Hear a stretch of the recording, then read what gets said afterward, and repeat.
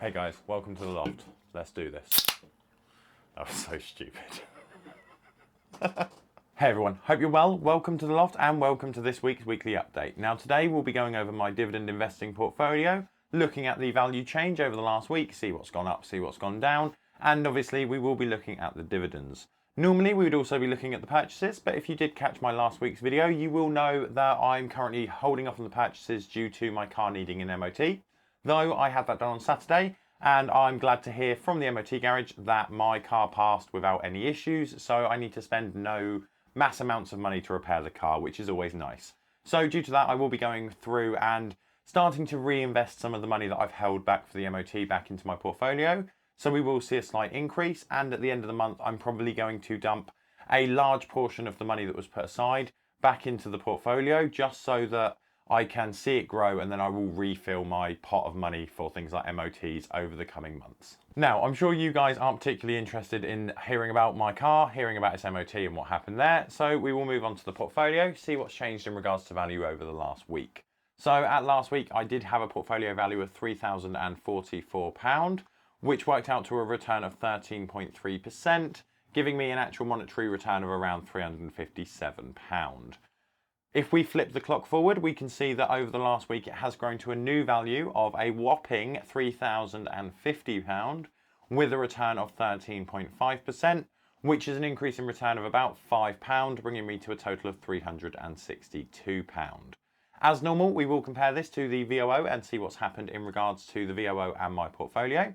And we can see that the VOO has had a drop of around 1% over the last week, which if we compare this to my portfolio that's had an increase of around 0.2%, I have managed to beat the VOO this week, which I'm quite happy about, though it's not the be all and end all, it's not massively important, but I do like to see that my portfolio managed to outpace the ETF, even though it stayed flat and didn't really change this week. So skipping over the purchases, due to the fact that there are no purchases, no sales or anything like that, as I mentioned before, we will move on to the dividends and see if it's been a little bit more eventful this week.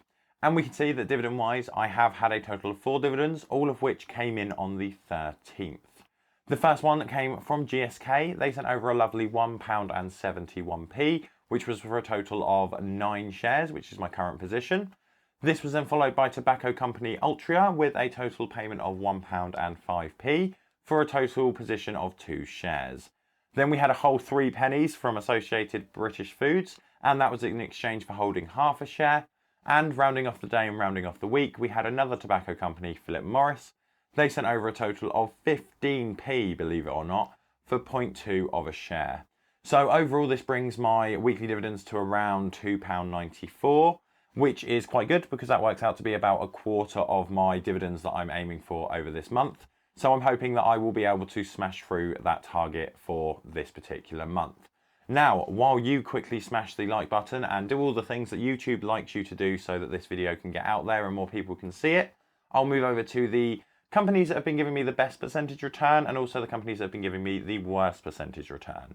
So, in looking at the portfolio and seeing what one has actually given me the most return in form of percentage, we can see that Royal Mail is fulfilling the first slot with a total return of 99%, which works out to be around £13 back on my initial investment. Then we have the company that regularly appears in the top 3 list, which is ITV. They have a return of 96%, which works out to be around £9 in returned cash. And then in third place, we have ING Group. ING Group are around 94% in return and works out to be again around £9 in return. So flipping the coin and looking at the worst companies that we've got, so the top 3 in regards to the worst, starts off with Dominion Energy in first place, with a total loss of 8.8%, which is around £2.70 in actual loss. Then we have Hormel Foods. Hormel down 8.5%, and in total I've lost around £1.30 on that investment. And in third we do have AT&T, who have been in this list quite regularly since they announced that their recent drop of splitting out their company so that they'll be doing the Discovery deal. Since then they have relatively often been in the lower top 3 of the poorest companies, if that entire sentence made any sense at all.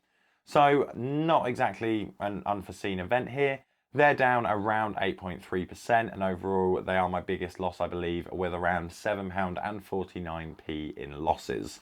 As an honourable mention, We do also have Cineworld, who just hit my negatives, and they've lost a massive percentage over the last week or so, but they did have a 12% boost on Friday before this video.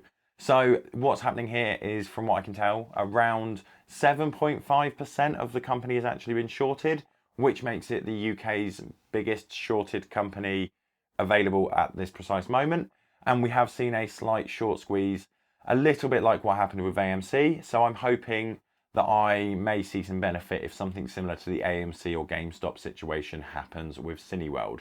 Though it is a UK company, so I don't know how likely that is. So that brings us to the end of today's weekly update. Unfortunately, it wasn't that exciting due to the fact that I haven't been doing any purchases, but overall, I am quite happy with the performance of my portfolio.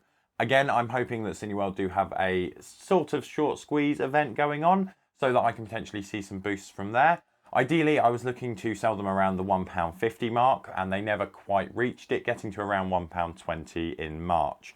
So hindsight shows me I should have just sold it then and reclaimed the profits, but I'm going to hold on and see what goes on and if I can reclaim some of that money back. Anyway, that is it for today. So if you enjoyed this video, as I said before, please do like, subscribe, share it, do the notification bell, all those things YouTube seems to think is important. And until next time, remember to invest, save, and subscribe.